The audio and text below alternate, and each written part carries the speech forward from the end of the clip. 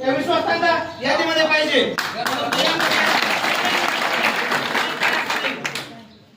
यातील काही विश्वास आपल्या बाजूने आहेत आणि काही विश्वास बाबांच्या बाजूने आहेत. आता त्यांच्यात काही विश्वासांचं असं म्हणणं येत आहे की जे बाबांच्या बाजूने आहेत त्यांच्यापर्यंत पुरेपूर असा गाळाचा पैसा पोहोचलेला आहे.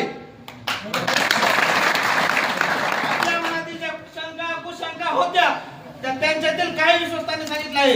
यातील काही विश्वास असे आहेत की ज्यांनी बाबांच्या कानाला लागून त्यांचा भाषा बसवण्यास त्यांना प्रवृत्त केलेला आहे. आता या विश्वासाचा हेतू काय असेल तर भविष्यात जर संभाजी बाबा बसले तर आपला हात धुण्या आपल्याला गडावर पैशाचा हात धुता येईल असे काही विश्वासाचा हेतू आहे.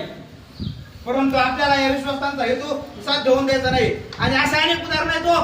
दसरा मेळावा झाला गडावर बिस्लरीच्या बॉटल्या माणसांनी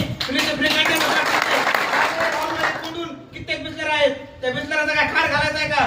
बाबाला एक जण म्हणायला गेला बाबा त्या बिस्लऱ्या वाटून टाका जनसामान्याला. तर बाबा म्हणाले कशाला बाबा लोक ढुंग नजू देत तरी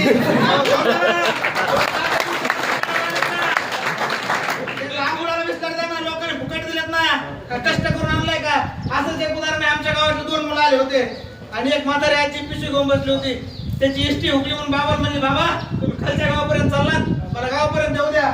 बाबा म्हणले हा असं नसतं बाई आम्ही का तुमच्यासाठी फॉर्च्युनर घेतली काय? अहो काय तुमची बोलण्याची पद्धत आहे?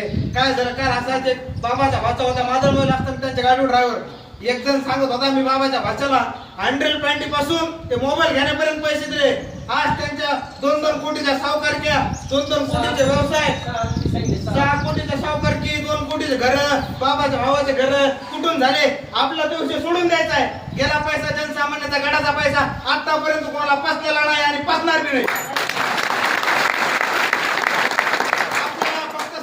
पाठराखण करायची आहे आणि बाबाच्या नातेवाईकातला तसाच रक्तातला कोणीही माणूस या गडाचा उत्तराधिकारी किंवा गादीवर पाऊल सुद्धा ठेवणार नाही याची जिम्मेदारी आपल्या सर्वांची आहे.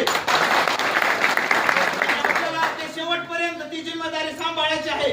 आणि त्यांनी जो गडाचा उत्तराधिकारी 4 माणसं जमवून किंवा पैसे देऊन मीडिया आणून जे घोषित केलंय ना ते कधीच संभव होऊन द्यायचं नाही हे मी आज तुम्हाला या ठिकाणी सांगतो. अजून एक उदाहरण आहे. इथं खाली गडाच्या खाली वृक्ष लावले सगळं गार्डन करून टाकलं. गडातला एक विश्वस्त बाबाला म्हणला बाबा झाड सगळं जायला लागलेत कोंबडीच्या तळ्यात पाणी तर तळ्याचं त्याला द्या. बाबा म्हणले नाही मला काही गरज नाही म्हणले जळून द्या झाड काय करायचं झाडाचं? अहो तुम्ही या जनतेला सांगता वृक्ष वलिया मासोय रे आणि तुम्ही झाड जाताय काय? तुमच्याकडून या जनतेने शिकायचं काय? राजकारणात तुम्ही राजकारणाच्या पुढे करता आता जे बांधव सांगून गेले. अहो खरी गोष्ट आहे आपले पहिले